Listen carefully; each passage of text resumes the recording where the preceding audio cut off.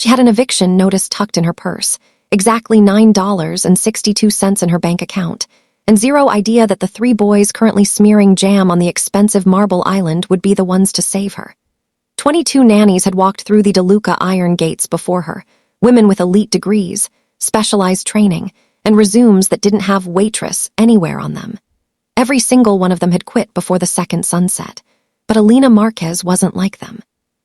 She was desperate, and sometimes desperate is the only thing fearless enough to survive a house where the children are as wild as the father is dangerous. The job posting looked like a typo or a trap. Elena read the digital ad 4 times while sitting in a cramped corner booth of a bus station, nursing a lukewarm coffee she'd paid for in nickels and dimes. Her young daughter was staying with a neighbor for the afternoon, but Elena knew that favor was running out. On her phone, her banking app glowed with a single digit, a mocking reminder that she was 3 days away from the sidewalk. The ad was blunt: immediate hire, live-in nanny, $6,000 a month, no fragile personalities, you will be tested. $6,000 a month was more than Elena had seen in half a year since the local laundry service, where she'd worked double shifts, closed its doors without a word of severance. Across the station, a woman in a designer coat threw away a half-eaten sandwich that cost more than Elena's daily budget. Elena didn't hesitate. She sent her resume before she could let the Mafia rumors about the DeLuca name scare her back into poverty. The callback came in 20 minutes. The voice on the other end was cold, professional, and told her to be at the DeLuca estate at 8:00 a.m. sharp. When she arrived, the mansion didn't look like a home. It looked like a fortress. 2 men with constructed builds and eyes that evaluated her like a threat stood at the gatehouse. But it wasn't the guards or the stone manor that stopped her breath. It was the man standing in the kitchen doorway when she finally made it inside. Adriano DeLuca was exactly what the rumors whispered: tall, muscular, and wearing a black shirt with the sleeves rolled up to reveal ink-covered arms. He stood with his arms crossed, his gray eyes cold and unmoving, watching her like she was already a ghost. On the counter, his 3 sons, Leo, Nico, and Marco, were in the middle of a food war that would have sent any professional nanny running for the exit. Leo threw a piece of toast aimed directly at her face. Elena didn't flinch. She caught it midair with the muscle memory of a woman who had spent years balancing trays in the middle of a rush. The kitchen went silent. Adriano's eyes sharpened. "You're late," he said, his voice a low rumble. "I'm exactly on time," Elena replied, setting the toast down and looking him in the eye. "And I'm not leaving until the kitchen is clean." Subscribe to this channel as we continue with this story. The neon sign of the Dunkin' Donuts on the corner of Main and 5th flickered with a rhythmic, mechanical hum that matched the dull throb in Elena's temples. She sat in the far corner booth, the one where the stuffing was coming out of the vinyl, and the heater vent blew either too hot or not at all. Before her sat a small black coffee, its surface undisturbed, paid for with the last of the loose change she'd scoured from the bottom of her purse and the floor mats of her beat-up sedan. Elena pulled a crumpled piece of paper from her pocket, an eviction notice printed on a clinical, unforgiving yellow stock. 3 days. That was the timeline the city had given her and her daughter, Maya. 3 days to turn a vacuum-sealed bank account into a miracle. She looked at her phone, the screen cracked in a spiderweb pattern across the corner, and refreshed the local job board for the 10th time that hour. That was when she saw it. The ad didn't belong among the requests for part-time dishwashers or temporary warehouse staff. It was simple, typed in a font that felt heavy and expensive even on a digital screen. Immediate hire, live-in nanny position, compensation $6,000 a month, housing and meals included. Candidate must be resilient, no fragile personalities, serious inquiries only. Elena's breath hitched. $6,000. It was a number that felt fictional, a typo or a cruel joke played on the desperate. Since the textile mill had shuttered 6 months ago, she'd been clawing for survival, working 3 under-the-table cleaning jobs that barely covered the cost of milk and gasoline. $6,000 meant a bed for Maya. It meant school supplies that weren't hand-me-downs. It meant breathing again. She scrolled down to the contact information. There was no company name, just a set of initials. A.D. and an address in the Highlands, the kind of neighborhood where the gates were taller than Elena's apartment building and the trees looked like they'd been manicured by hand. A woman in a tailored camel hair coat stepped up to the counter, ordering a complicated latte and a box of specialty donuts without so much as glancing at the total on the register. Elena watched her, a sharp pang of envy clashing with her own pride. That woman didn't know the weight of a yellow piece of paper. She didn't know the math of nickels and dimes. Elena looked back at the ad. Beneath the salary, there was a single, ominous line she hadn't noticed at first. Previous 22 candidates failed to pass the 48-hour mark. Do not apply if you are easily intimidated. The warning should have been a red flag. In any other version of her life, Elena would have wondered what kind of children, or what kind of employer, could break 22 professional caregivers in less than 2 days. She would have suspected the underneath of such a high-paying role, the rumors of the DeLuca family name that floated through the city like a dark cloud. People whispered about the Highlands Castle, about the black SUVs that moved in silence, and about Adriano DeLuca, a man whose reputation for ruthlessness was only rivaled by his absolute privacy. But Elena didn't have the luxury of suspicion. She didn't have the bandwidth for fear. She looked at her reflection in the darkened phone screen, the tired circles under her eyes, the set of a jaw that had learned to stay firm when the world tried to break it. She wasn't a fragile personality. She was a mother with $9.62 and a deadline. With fingers that trembled only slightly, she typed out a brief, blunt message. She didn't attach a polished resume or a list of pedagogical theories. She simply wrote, "I am not easily intimidated. I have a daughter to provide for and I am a hard worker. I can start today." She hit send and closed her eyes, the smell of stale coffee and industrial cleaner filling her lungs. She expected to wait days. She expected to be ignored. But the phone vibrated in her hand less than 5 minutes later. 8:00 a.m. tomorrow. Gate 4, do not be late. Elena tucked the eviction notice back into her purse, her heart hammering a frantic, hopeful rhythm against her ribs. She didn't know about the triplets yet. She didn't know about the water balloons, the silent glares, or the way the DeLuca house seemed to hold its breath when the master of the house walked through the door. She didn't know that she was stepping into a world of silver chains, charcoal suits, and arrangements that didn't appear on tax forms. All she knew was that for $6,000, she would face a ghost, a king, or a war. She stood up, drained the cold dregs of her coffee, and walked out into the biting afternoon air. The neon sign flickered behind her, but for the first time in months, the darkness didn't feel quite so absolute. Elena Marquez was going to the Highlands, and she wasn't planning on being number 23. The drive to the Highlands felt like a slow ascent into another dimension. As Elena's sedan rattled up the winding, tree-lined roads, the modest apartment complexes of the city gave way to sprawling estates hidden behind towering hedges and stone walls. When she finally reached Gate 4, she was met not by a simple intercom, but by a high-tech security station manned by 2 men who looked more like soldiers than doormen. They didn't smile. They checked her ID against a digital tablet with a cold, practiced efficiency that made Elena's heart hammer against her ribs. One of them tapped the screen, and the massive iron gates groaned open, a heavy, metallic sound that felt like a point of no return. The DeLuca estate was less of a house and more of a monument to power. It sat at the end of a long, white gravel driveway, a sprawling Gothic structure of dark stone and sharp angles that seemed to watch her arrival with 1,000 glass eyes. Elena parked her car, a dented, salt-stained subcompact that looked painfully out of place, and stepped out. The air here felt different. It was silent, expensive, and carried the faint scent of damp earth and pine. She clutched her bag, the eviction notice still a physical weight inside it, and walked toward the massive oak front doors. Before she could even reach for the heavy brass knocker, the door swung inward. A man stood there, though he wasn't the master of the house. He was older, dressed in a sharp charcoal suit with a face that seemed carved from granite. He gave her a singular, evaluating nod. "Miss Marquez, you are expected. Follow me." He led her through a foyer that could have housed a museum, past oil paintings and marble floors that shone like mirrors. But as they approached the back of the house, the sterile silence was shattered. A high-pitched shriek, followed by the wet, rhythmic thwap-thwap-thwap of something hitting a wall, echoed through the corridor. The man in the suit didn't flinch, but he did slow his pace. "A word of advice," he murmured without looking back.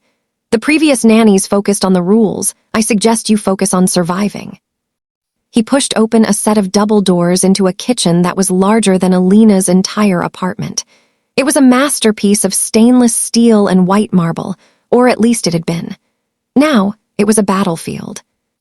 3 boys, identical in their messy light brown hair and hazel eyes, were positioned around a massive central island.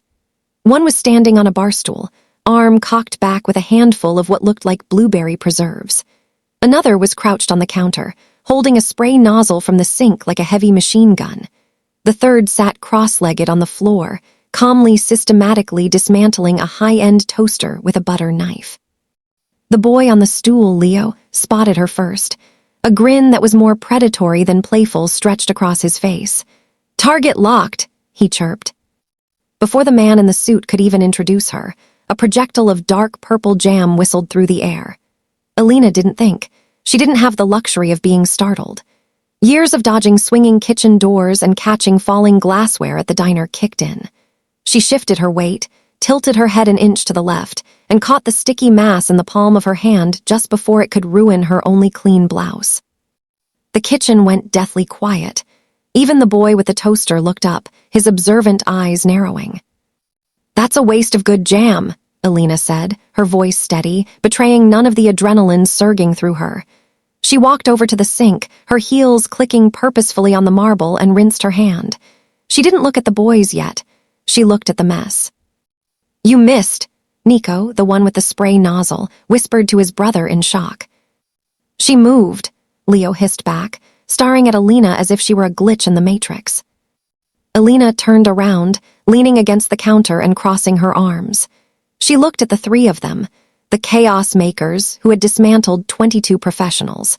She saw the defiance in their eyes, but beneath it, she saw the boredom of children who were used to being feared or ignored. "I'm Elena," she said, her gaze landing on each of them in turn. "And since you've clearly finished your breakfast, I assume you're ready to help me clean this up. Or we can see if that spray nozzle is as good at washing walls as it is at making a mess." "You can't tell us what to do," Leo challenged, stepping down from the stool. "You're just the new one. You'll be gone by tomorrow. They always are." "Maybe," Elena said, her voice dropping to a tone of quiet, unshakable confidence. "But tomorrow is a long way off. And right now, I'm the only thing standing between you and a very boring morning." A heavy shadow fell across the threshold of the kitchen. The air in the room seemed to chill, the atmospheric pressure shifting so violently that even the boys straightened their posture. Elena turned her head. Adriano DeLuca stood in the doorway. He was taller than she had imagined, a mountain of a man in a black silk shirt that hugged shoulders built for carrying the weight of an empire. His hair was slicked back, and his jawline was dusted with a light stubble that served to sharpen his already lethal features. But it was his eyes, cold, slate gray, and terrifyingly intelligent, that pinned her to the spot. He looked at the jam on the floor, then at the toaster in pieces, and finally his gaze raked over Elena. He didn't look impressed. He looked like a man waiting for a foregone conclusion. He looked at his watch, a heavy silver piece that glinted in the morning light.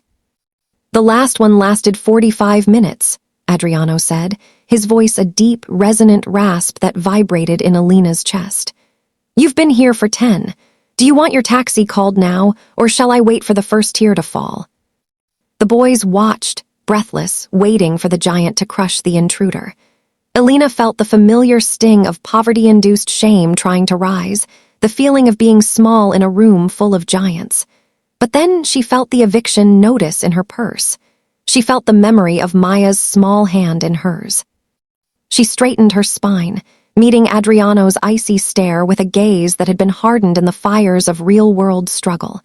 She didn't look at his tattoos or his expensive watch. She looked at the man who was failing his sons. "I don't cry over spilled jam, Mr. DeLuca," she said, her voice ringing clear in the vast kitchen.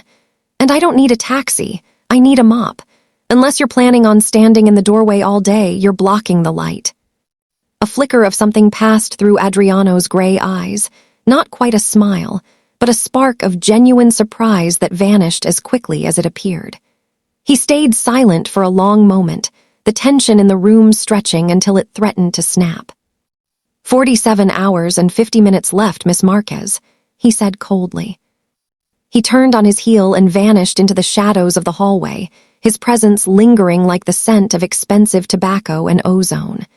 Elena took a breath, the first one she had truly taken since passing the gate. She looked back at the triplets. Marco, the quiet mastermind, was still holding the butter knife, watching her with a newfound curiosity. "Well," Elena asked, reaching for a roll of paper towels. "Are you going to help, or are we going to find out how many hours it takes to scrub Blueberry out of grout?" Leo looked at Nico. Nico looked at Marco. For the first time in 23 tries, the boys didn't run. They stayed.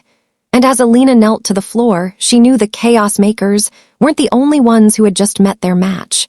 The war for the DeLuca household had begun, and for $6,000 a month, Elena Marquez was prepared to win it.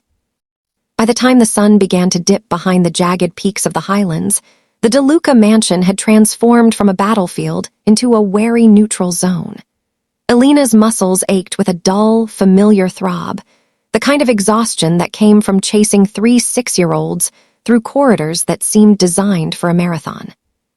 She had survived the Lego ambush in the grand hallway and a mid-afternoon attempt by Nico to flood the upstairs tub, but as the clock ticked toward 8, the real challenge arrived: the war of the playroom. The playroom was a vast, circular room on the 3rd floor, filled with every toy imaginable, yet it felt strangely devoid of joy. It was here that the triplets made their final stand. They had barricaded the door with oversized foam blocks, declaring a no-nanny zone. Most of the previous 22 candidates had likely stood outside that door, pleading through the wood or threatening to tell their father, threats the boys knew were hollow, given Adriano's emotional distance. Elena didn't plead. She didn't raise her voice.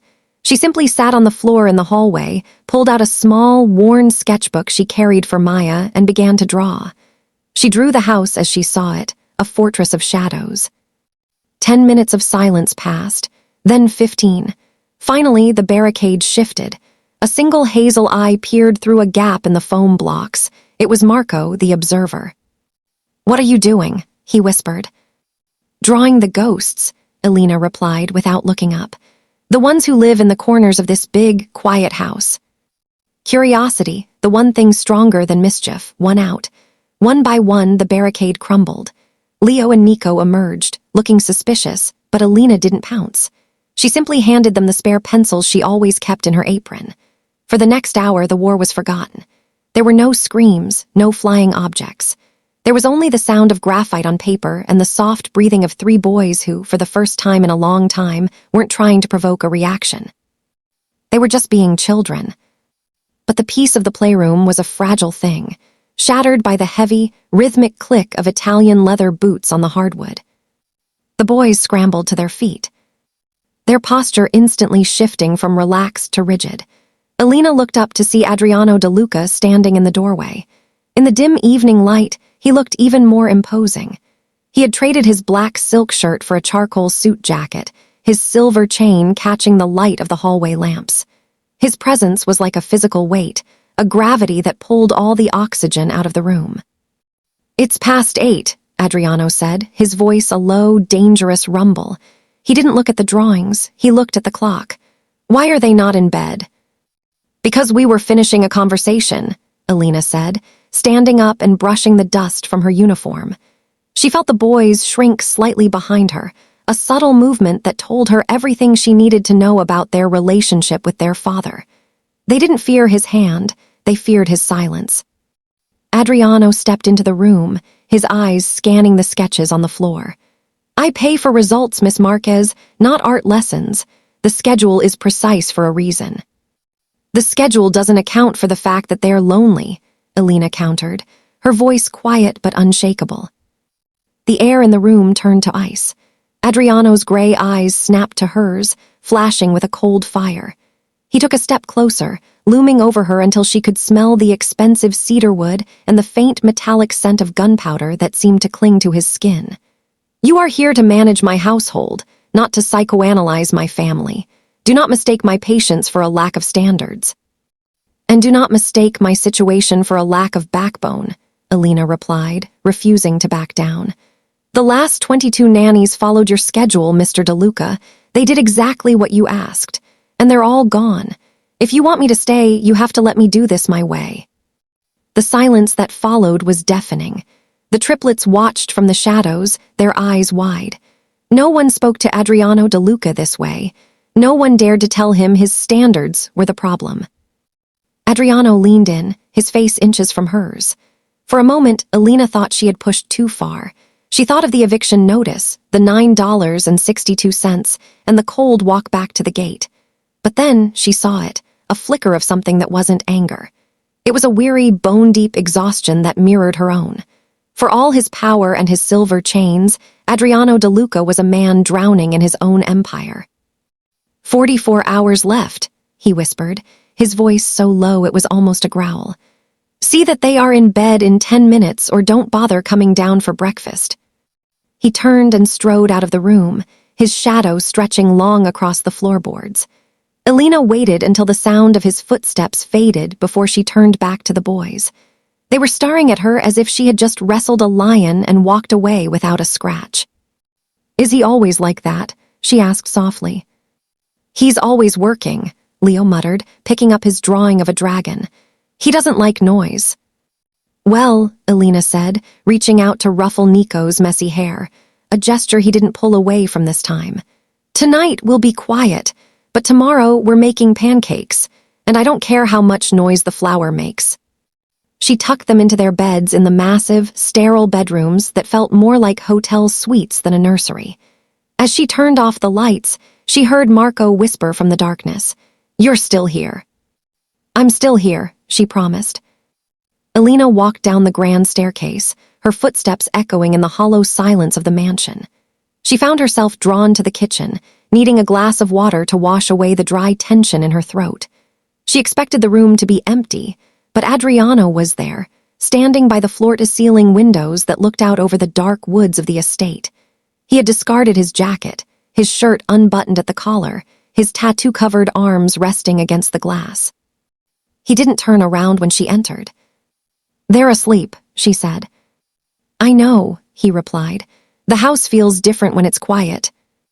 "It feels empty," Elena corrected.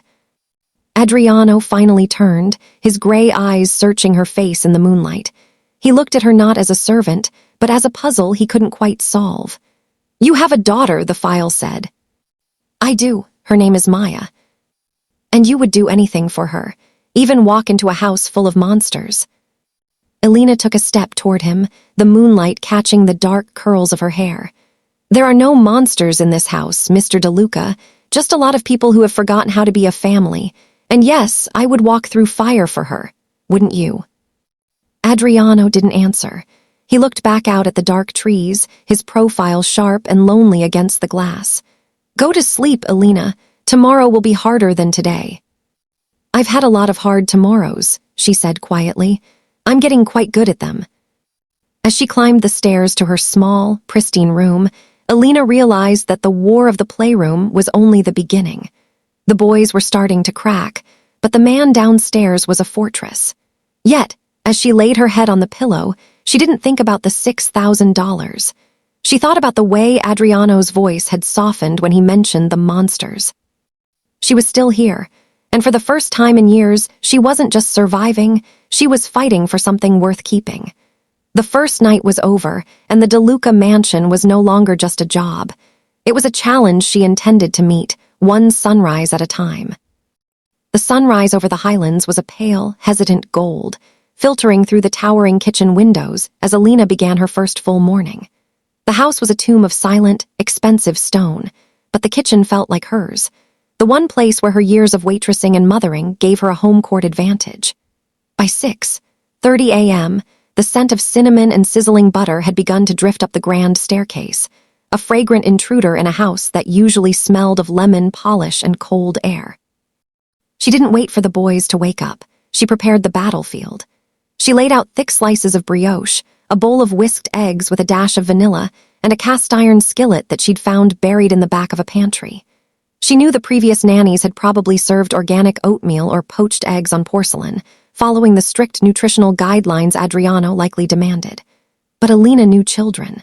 She knew that when a child's world felt cold, they didn't want nutrition, they wanted warmth. The sound of pounding feet announced the triplets' arrival. They skidded into the kitchen, stopping short as they saw Elena standing at the stove, her dark curly hair tied back, a white apron cinched over her blue dress. She looked like a splash of color against the monochrome marble. "What is that?" Leo asked, his nose wrinkling even as his stomach betrayed him with a loud growl. "French toast," Elena said, flipping a golden-brown slice with practiced ease. "And before you ask, no, you can't throw it. It's too delicious to be used as a weapon." Nico and Marco exchanged a glance. The defiance from the night before was still there, but it was being rapidly undermined by the smell of caramelized sugar. They sat at the island, watching her movements, the mom magic of a woman who could cook, talk, and keep an eye on 3 troublemakers simultaneously without breaking a sweat. "Our last nanny said sugar makes us hyper," Marco noted, his observant eyes tracking the way she drizzled real maple syrup over the plates.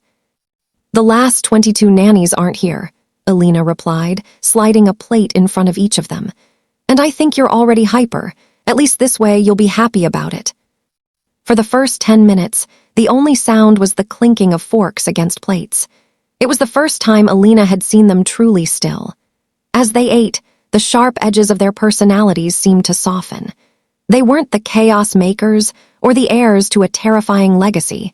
They were just 3 boys who had been hungry for something more than food. "My mom used to make this," Nico said suddenly, his voice small. The silence that followed was heavy.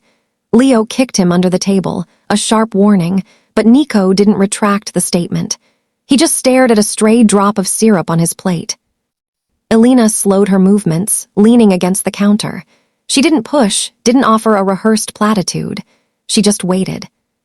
"She used to put powdered sugar on top so it looked like snow," Marco added, his quiet voice cutting through the tension. "But Dad doesn't like the snow. He says it's messy." "It's been a long time since we had snow," Leo muttered, his bravado crumbling just enough for Elena to see the hollow space beneath it. Elena felt a sharp pang of empathy.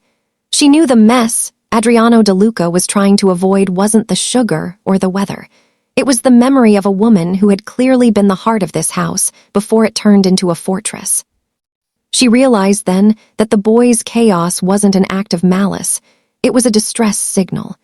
They were trying to be loud enough to drown out the silence their mother had left behind. "Where is she?" Elena asked softly. The triplets looked at one another. It was Leo who answered, his jaw set in a mimicry of his father's hardness. "She left, a long time ago. Dad says she wasn't built for this life, that she was fragile." The word fragile hit Elena like a physical blow. It was the same word used in the job ad. No fragile personalities. Adriano wasn't just looking for a nanny, he was looking for a shield. He wanted someone who wouldn't break, because he had already seen what happened when the person at the center of his world shattered under the weight of the DeLuca name. "Being soft isn't the same as being fragile," Elena said, looking at each of them. "Snow is soft, but it can stop a whole city in its tracks. Your mom sounds like she was a very special person." "Dad took down all the pictures," Marco whispered. "He said looking back makes you trip." "Well, your dad is a very smart man about a lot of things," Elena said, moving toward the table to clear the plates. "But he's wrong about that.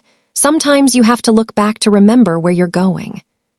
She felt a presence in the doorway before she heard it. Adriano was there, dressed in a crisp black shirt, his gray eyes fixed on the scene. He had heard. Elena could see it in the way his jaw was clamped tight, the way his hand gripped the silver chain at his neck.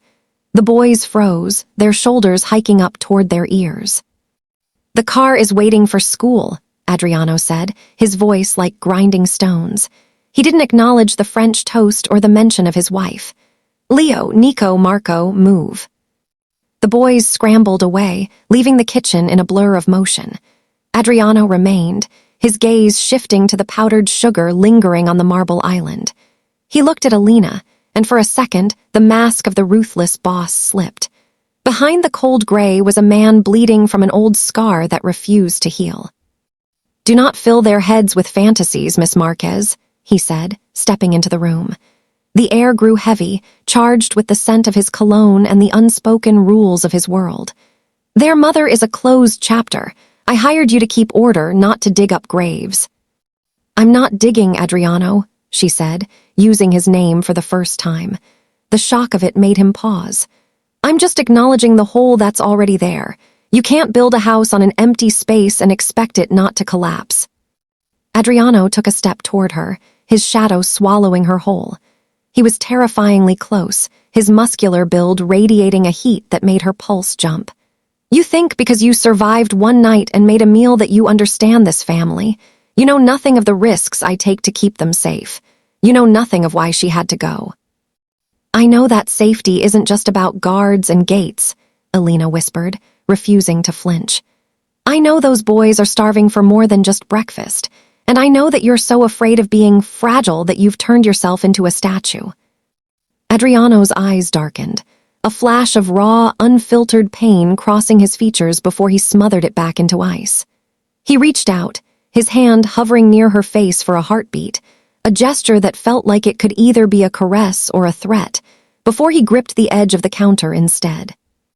40 hours, he rasped. "The clock is still ticking, Elena. Don't make me regret choosing the desperate one." He turned and walked out, his stride long and predatory.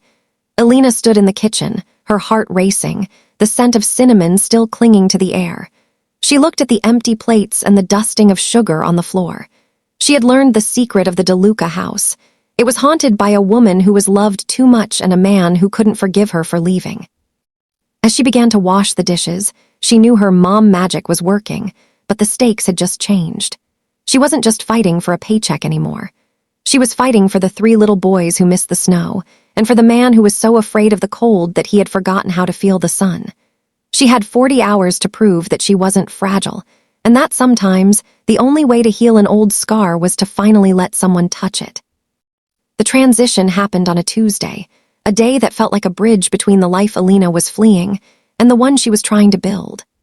Adriano had finally relented, acknowledging that if Elena was to be a live-in presence, her daughter could not remain a ghost in a neighbor's apartment. The silver-gray Mercedes SUV that picked Maya up from school was a stark contrast to the world of rusted playground swings and chipped paint the girl had known. When the vehicle pulled through the iron gates of the DeLuca estate, Maya pressed her nose against the glass, her eyes wide as the castle rose out of the mist like something from a storybook she wasn't sure she was allowed to read. Elena stood on the gravel driveway, her hands smoothing her apron over and over, a nervous tick she couldn't suppress. She felt the weight of the moment. This wasn't just a job anymore. She was bringing the only thing that mattered into the lion's den. When the car door opened, Maya scrambled out, her backpack decorated with fraying patches and a single unicorn keychain. She looked small against the backdrop of the stone fortress. "Mom!" she whispered, her voice carrying in the heavy silence of the highlands. "I'm here, baby," Elena said, pulling her daughter into a fierce hug. She could smell the scent of school paste and laundry detergent, a grounded, human smell that felt alien in this place of expensive tobacco and cold marble. But the reunion was short-lived. From the high balcony overlooking the driveway, 3 heads appeared, peering over the stone balustrade like gargoyles. Leo, Nico, and Marco had been watching, their curiosity burning hotter than their usual desire for destruction. They hadn't seen another child in this house for years. To them, Maya wasn't just a guest. She was an interloper in a kingdom they had spent their lives defending with tantrums and pranks. The collision happened in the grand foyer. Elena was leading Maya toward the staff wing when the triplets descended the staircase in a synchronized rush. They stopped 10 feet away, a wall of identical hazel eyes and messy hair. "Is that the kid?" Leo asked, his voice echoing off the vaulted ceiling. He looked at Maya's worn sneakers and the unicorn on her bag with a mixture of confusion and disdain. Her name is Maya, Elena said, stepping slightly in front of her daughter. And she's going to be staying here with us. I expect you to be polite. Nico stepped forward, his eyes narrowing. She doesn't look like a nanny. She looks like she's lost. I'm not lost, Maya said, her voice trembling but her chin lifting, a mirror of the stubborn pride she had inherited from her mother. My mom works here, and this house is too big. Why do you need so many stairs? The triplets blinked. No one ever questioned the house. It was a fortress, a symbol of their father's reach. To have a girl with a fraying backpack ask why they had too many stairs was a breach of their reality. We have 34 rooms, Marco said, stepping out from behind his brothers, his observant gaze lingering on Maya's sketchbook tucked into the side pocket of her bag. And you're in our space. The house is big enough for everyone, Elena intervened, but she knew the tension was bubbling. The afternoon was a slow-motion car crash of two worlds refusing to merge. The triplets tried their usual tactics, running through the halls, making noise to startle the new girl, and hoarding their toys in the playroom. Maya, used to being the child of a woman who worked double shifts, tried to stay out of the way, curling up in a corner of the library with her pencils.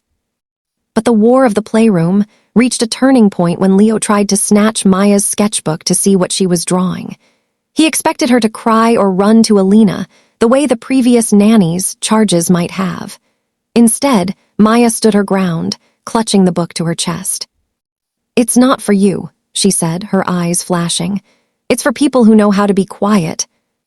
Quiet is boring, Nico shouted, grabbing a plastic sword. This is a war.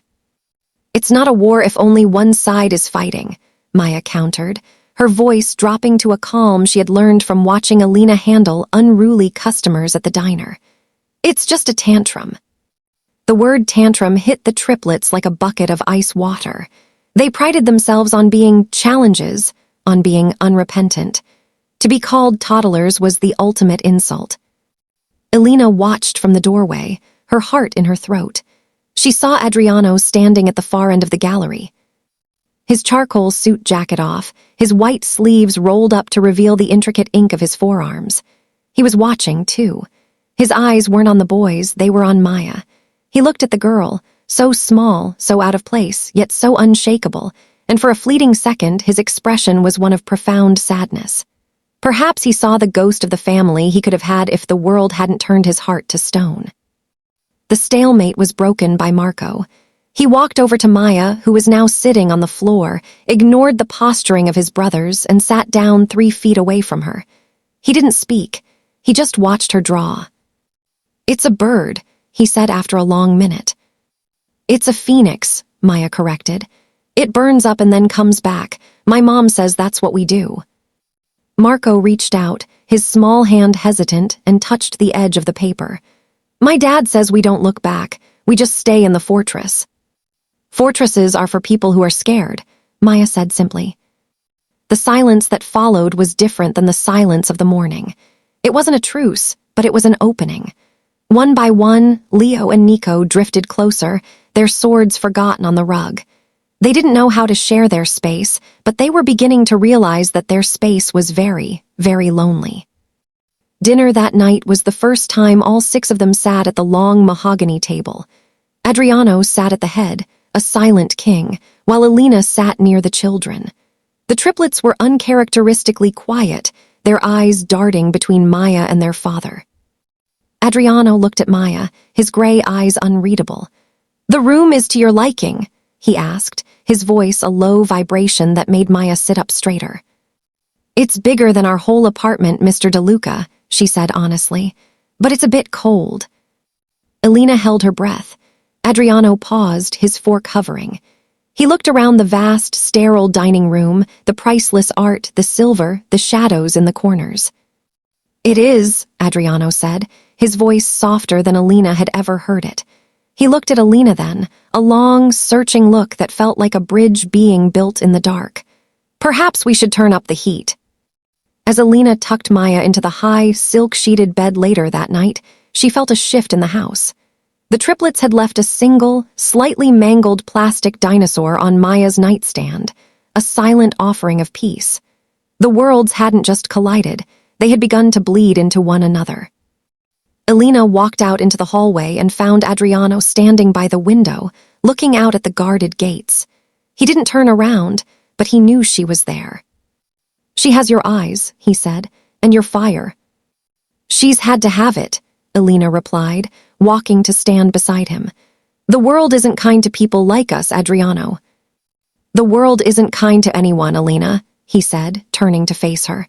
The silver chain at his neck glinted in the moonlight. "But for the first time in years, the house doesn't sound like a tomb. It sounds like a home."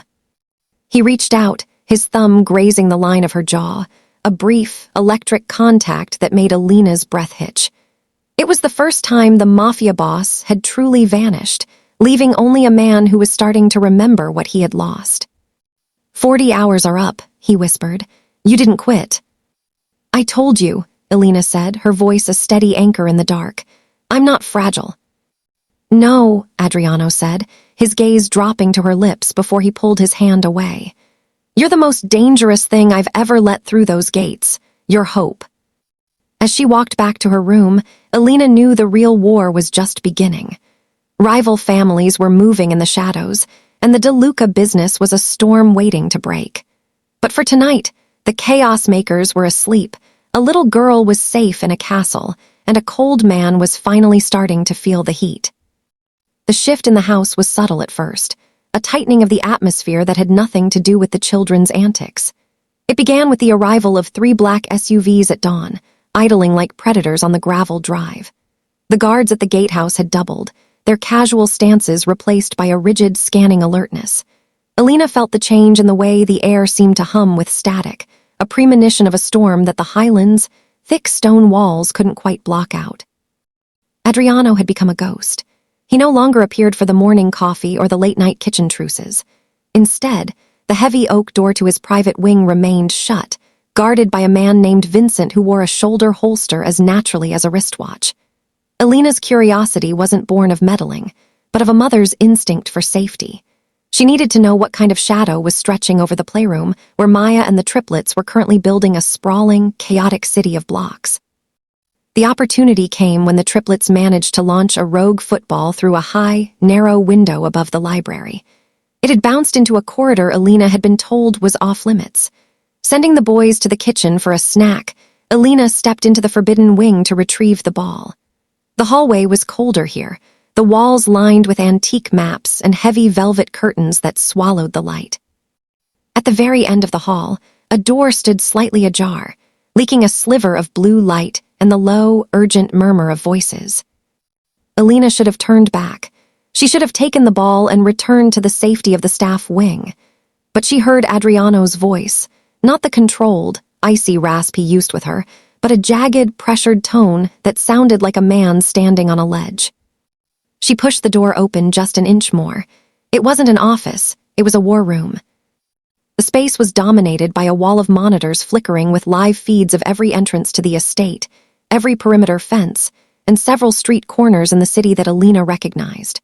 Maps were spread across a central mahogany table, pinned down by heavy brass shell casings. There were no family photos here, no mom magic to soften the edges. Instead, there were dossiers with red tabs and a grainy surveillance photo of a man Elena didn't recognize, a man with a cruel, hollow smile. Adriano was hunched over the table, his shirt unbuttoned halfway down his chest, his silver chain swinging as he pointed to a location on the map. 2 men stood opposite him, their faces grim. "Castellano isn't looking for a negotiation," Adriano growled, his hand slamming onto the table. "He's looking for a vacuum. He thinks because I've pulled back from the docks, I'm getting soft. He thinks the boys are a weakness he can exploit." "We can move them to the safe house in the north, boss," one of the men suggested. "No," Adriano snapped, lifting his head.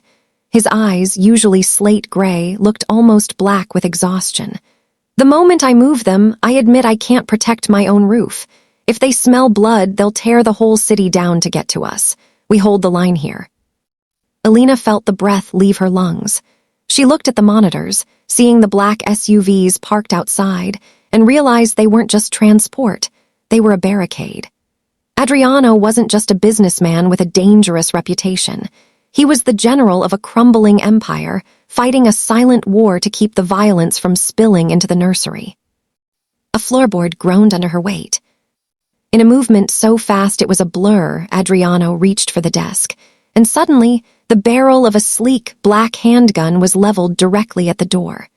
Elena froze, her hands raised, the football tucked under one arm. "It's me," she whispered, her voice cracking. The silence that followed was terrifying. Adriano stared at her through the sights of the weapon for a heartbeat before his eyes cleared, and he realized who stood there. He lowered the gun, placing it on the map with a heavy thud, but he didn't apologize. He stood up straight, his muscular frame blocking the view of the surveillance monitors as if he could still hide the truth from her. "Leave, Elena," he commanded, but the ice was gone, replaced by a raw, jagged edge of panic. "You're at war," she said, stepping into the room despite the warning. She looked at the gun, then at the maps, and finally at him. "The guards, the SUVs, it's not for show. Someone is coming for this house." Adriano signaled for his men to leave. They filed out past Elena, their eyes averted, leaving the two of them alone in the blue glow of the screens. He walked around the table, stopping just inches from her. The scent of gunpowder and stress was thick on him. "You weren't supposed to see this," he said, his voice dropping to a low, dangerous vibration. "This is the underneath I warned you about. This is why the other nannies ran. They realized that the high salary wasn't for the children, it was hazard pay." "I didn't come here for the hazard pay, Adriano," Elena said, her gaze fixed on his. "I came because I was desperate. But I'm staying because those boys are in that playroom thinking life is a game, and you're in here carrying the weight of the world alone." "I am a DeLuca," he rasped, his hand reaching out to grip her shoulder, his fingers digging into the fabric of her uniform. "My name is a target. My life is a series of arrangements and retaliations. You don't belong in this room, Elena. You and Maya, you should be as far from me as possible." "Then why did you hire the desperate one?" she challenged, stepping into his space. "You knew I wouldn't run. You knew I had nowhere else to go. You didn't just want a nanny. You wanted someone who could survive the fallout if those gates ever failed." Adriano let out a harsh, broken laugh. He leaned his forehead against hers, his eyes closing. For a moment, the titan crumbled. "I wanted someone who wasn't afraid of the dark," he whispered, "because I'm losing my way in it." Elena reached up, her hand hovering before resting against his cheek, her thumb grazing the stubble on his jaw. "You're not losing your way. You're just trying to fight a war without a home to return to. You think the fortress is what keeps them safe, but it's the heart inside it that matters. If you turn into a monster to fight the monsters, what will be left for the boys when the war is over?" Adriano opened his eyes, and for the first time, Elena saw the man behind the boss, a man who was terrified that his children would grow up to be just like him. He turned his head, kissing the palm of her hand with a desperation that made her heart ache. "The Castellanos are moving," he warned. "It will get loud before it gets quiet. I can have a car take you and Maya to the coast tonight. I'll double the severance." Elena looked at the monitors, at the silent, dark woods and the iron gates that stood between her and the world that had tried to starve her. Then she thought of the triplets sharing their dinosaur with Maya. "No," she said, her voice a final, unbreakable vow. "I've spent my whole life running from bills, from landlords, from shadows. I'm done running. If this is a war, then I'm on your side of the line. Just promise me one thing, Adriano." "Anything," he breathed. "When you come out of this room, leave the gun behind. The boys need a father tonight, not a boss." Adriano looked at the weapon on the table, then back at the woman who had walked into his fortress with nothing and somehow become his anchor. He nodded slowly, the tension in his shoulders dropping just a fraction. "I'll be there in 10 minutes, he promised. Elena walked out of the secret office, the football still tucked under her arm. The hallway didn't feel as cold as she walked back toward the light of the playroom. She knew now that the castle was a shell, and the man inside it was a soldier fighting for a peace he didn't think he deserved. But as she heard the distant laughter of the children, she knew she wasn't leaving. The $6,000 wasn't a paycheck anymore. It was an investment in a family that was worth the risk. The war was coming, but for the first time, Adriano DeLuca wasn't fighting it alone. The house never truly slept during a war. The silence of the DeLuca estate at 2:00 a.m. wasn't peaceful. It was heavy, like the static before a lightning strike. Elena lay in her bed, her ears tuned to the hum of the security system and the rhythmic breathing of Maya in the next room, but sleep was a ghost she couldn't catch. The weight of the secret office, the monitors, the maps, the cold steel of the handgun, had settled into her bones. Finally, she gave up, wrapping her robe tight and making her way down the darkened stairs, her bare feet finding the familiar path to the kitchen. She expected the room to be empty, but a sliver of light spilled from the open refrigerator, cutting a sharp path across the marble floor. Adriano was there. He had traded his charcoal suit for a simple black t-shirt that stretched over his broad shoulders, his silver chain hanging loose. He wasn't eating. He was just standing there with a bottle of water in his hand, staring at nothing. "The war room is still awake," Elena said softly, leaning against the doorframe. Adriano didn't startle. He moved with the practiced stillness of a predator, turning his head just enough to see her in the shadows. His face was a map of exhaustion, deep lines carved around his mouth and shadows under his eyes that no amount of power could hide. "The war room is always awake," he replied, his voice a low, gravelly rasp. "The Castellanos don't respect sleep schedules." He walked to the central island and sat on one of the high stools, the same one where Leo had sat days ago with his handful of jam. He looked smaller in the dim light, stripped of the armor of his tailored jackets and the authority of his office. Elena moved to the stove, quietly filling a kettle. She didn't ask if he wanted tea. She just began the ritual of making it, knowing that sometimes the only way to get a man like Adriano to speak was to provide a distraction for his hands. "You should be sleeping, Elena," he said, watching the steam begin to rise. "You have 4 children to manage in 5 hours." "I have 5, she corrected, sliding a mug toward him. "One of them just happens to be 6'3" and carries the world on his back." Adriano looked at the mug, then back at her. For a long moment, the only sound was the hum of the refrigerator. Then, he reached out, his fingers grazing hers as he took the tea. The contact was electric, a sudden surge of heat in the cold kitchen that made Elena's breath hitch. He didn't pull away this time. "I had a dream tonight," he whispered, his voice so quiet she had to lean in to hear it. "Not about the business, not about the money. I dreamed about the snow, the way Isabel used to look when the first frost hit the garden. She used to say the snow was the only thing clean enough for this family."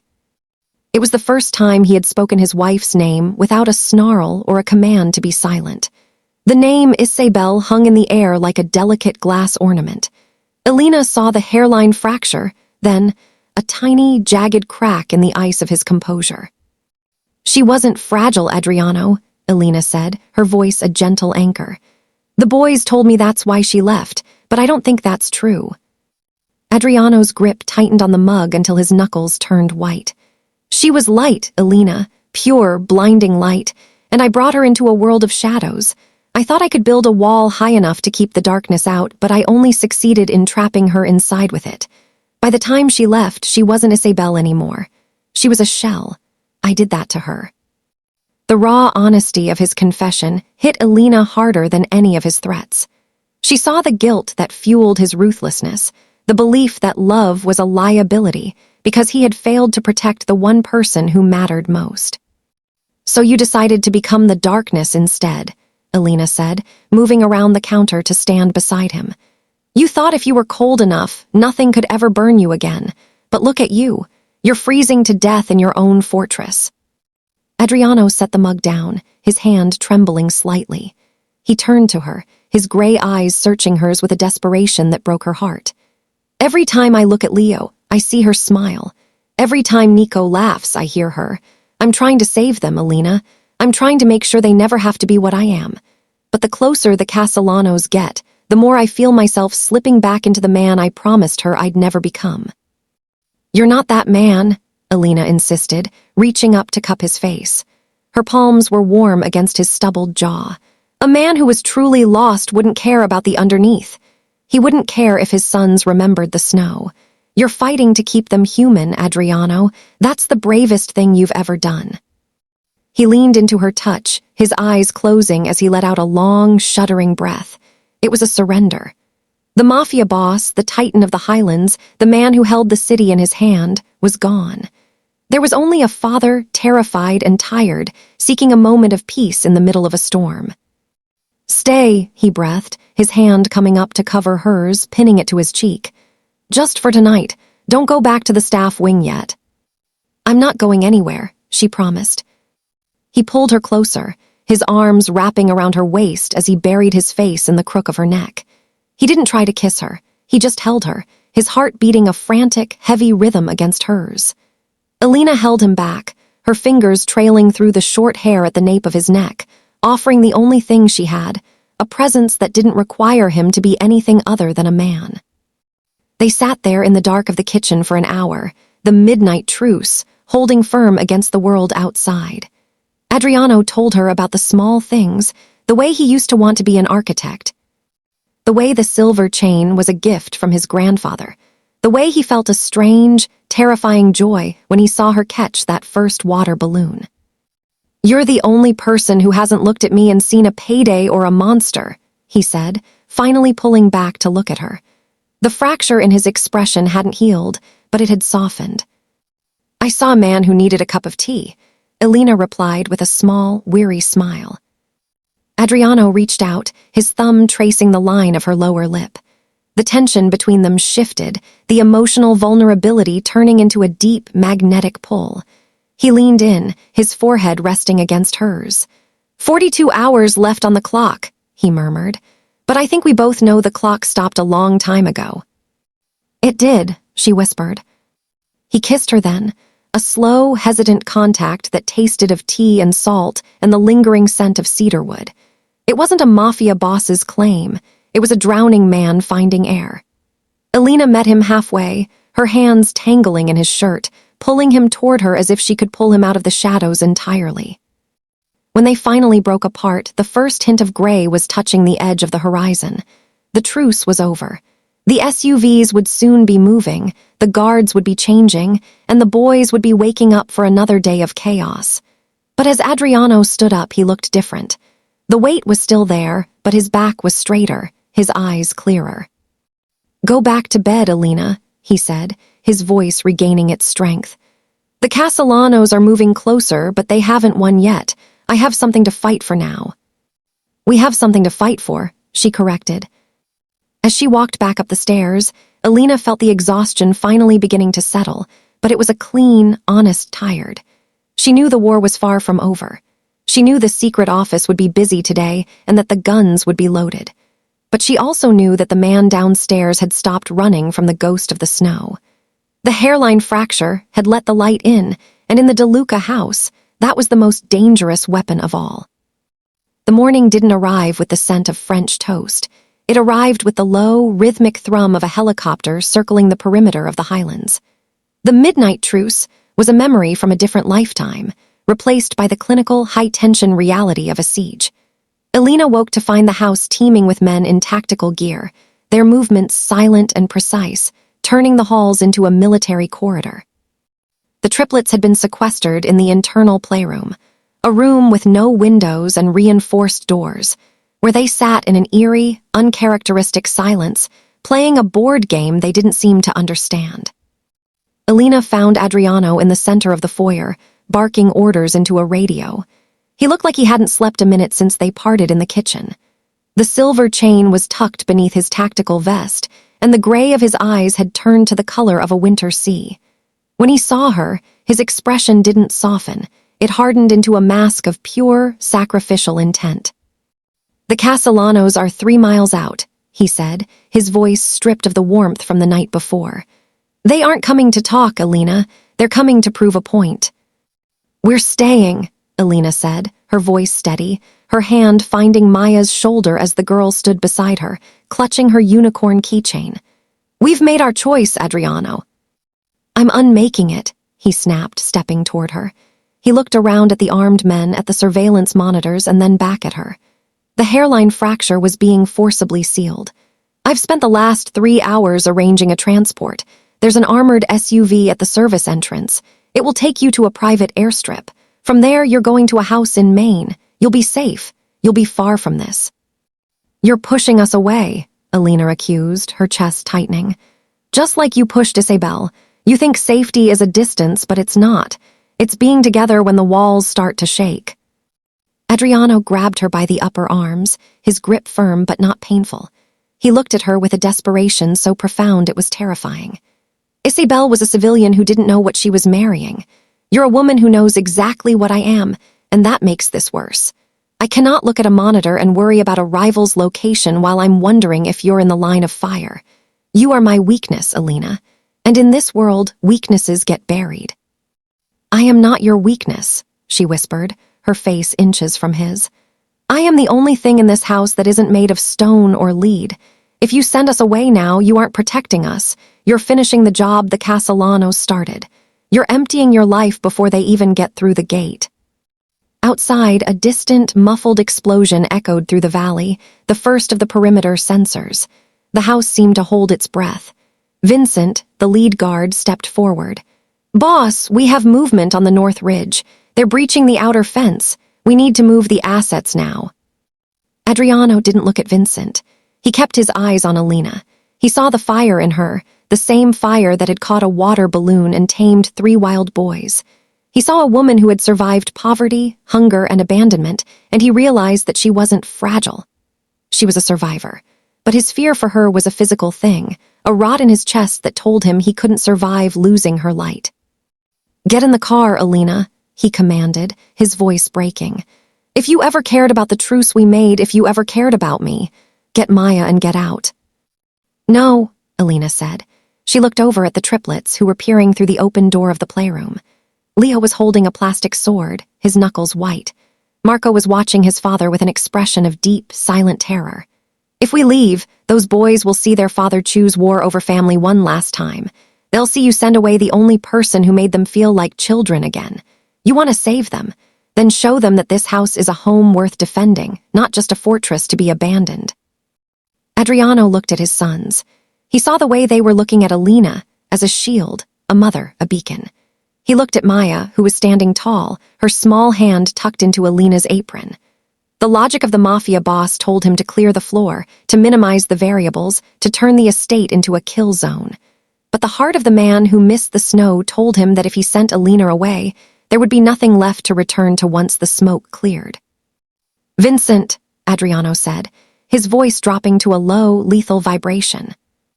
"Yes, boss." "Cancel the transport. Move the girls to the sub-basement bunker. Seal the ventilation and put 4 men on the door. If a single fly gets through that hallway, I'll have your head."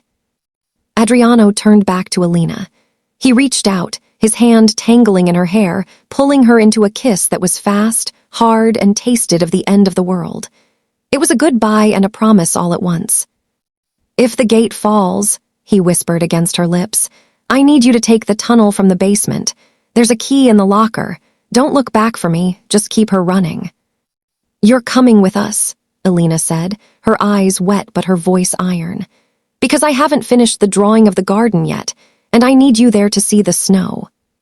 A second explosion, closer this time, rattled the windows. The sirens of the estate began to wail, a high, mournful sound that signaled the final breach. Adriano pulled away, reaching for the heavy rifle leaning against the mahogany table. He didn't look like a businessman anymore. He looked like the legend the city feared, the DeLuca who didn't break.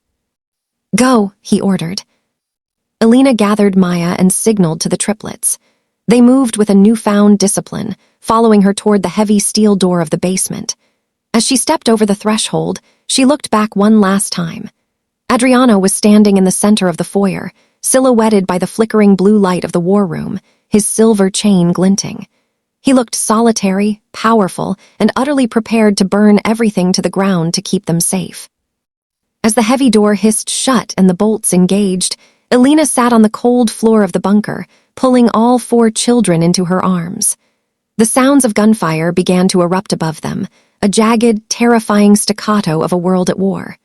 The children were shaking, but Elena began to hum a low, steady tune. She wasn't a nanny in a staff uniform anymore.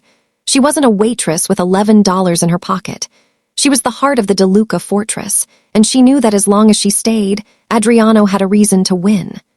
The rival families were circling, and the threat was no longer imminent. It was here. But in the dark, surrounded by the three boys who had thrown pancakes and the daughter who had brought hope. Elena Marquez finally stopped running. She was exactly where she was meant to be. The silence that followed the end of the gunfire was heavier than the noise itself. For hours in the sub-basement bunker, Elena had watched the digital clock on the wall tick toward a future she wasn't sure they would see. She had kept the children occupied with stories and the shared warmth of a single wool blanket, but as the muffled thuds and sharp cracks above finally faded into a ringing quiet, the real weight of the silence set in. When the steel bolts of the bunker door finally hissed and retracted, it wasn't Vincent who stood there.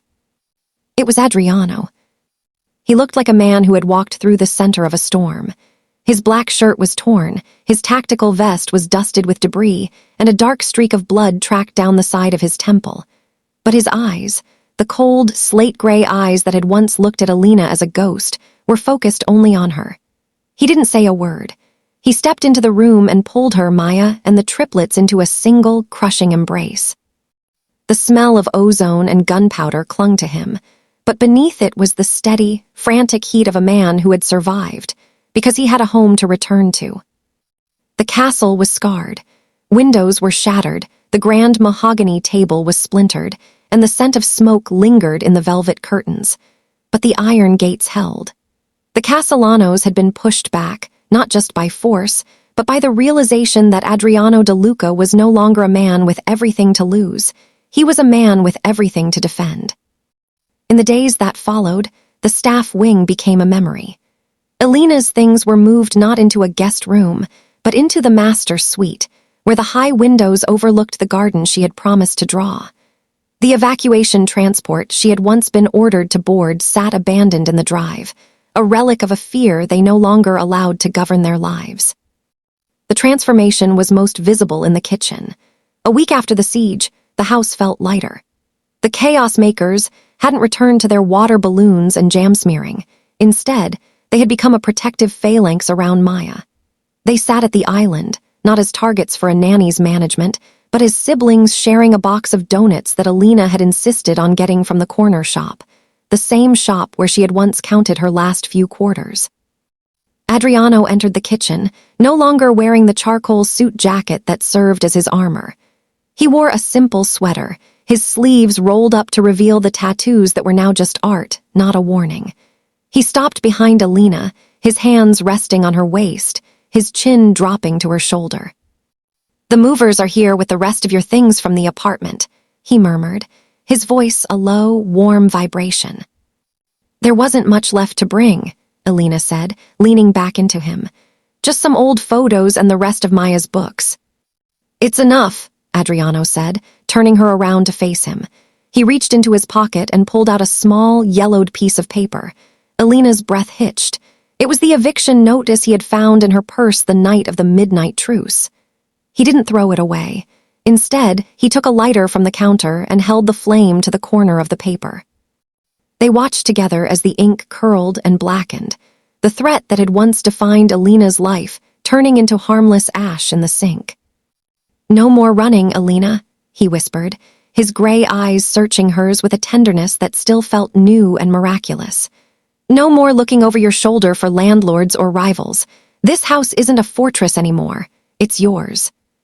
"It's ours," she corrected, reaching up to touch the silver chain at his neck. "The $6,000 in the ad.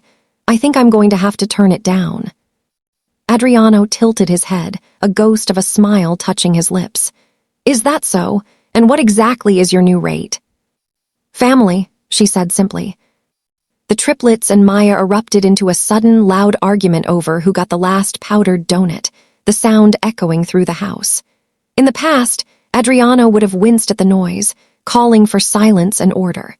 Now, he simply leaned in and kissed Elena, a long, deep promise of a future where the noise didn't mean chaos, but life. The Highlands remained a place of power, and the DeLuca name would always carry a shadow. But as the first real snow of the season began to fall, dusting the garden in a clean, white blanket, the house on the hill didn't feel like a tomb. It didn't feel like a war room. Elena Marquez had walked through the iron gates with $11 and a reason to stay. She had been the 23rd nanny, the desperate one, the one who wasn't supposed to last 48 hours. But as she watched her daughter laugh with the 3 boys who had once tried to break her, Elena realized that desperation hadn't been her weakness, it had been her fuel. She wasn't the nanny anymore. She was the heart of the DeLuca family, the woman who had taught a Mafia boss how to feel the sun and 3 little boys how to share their snow.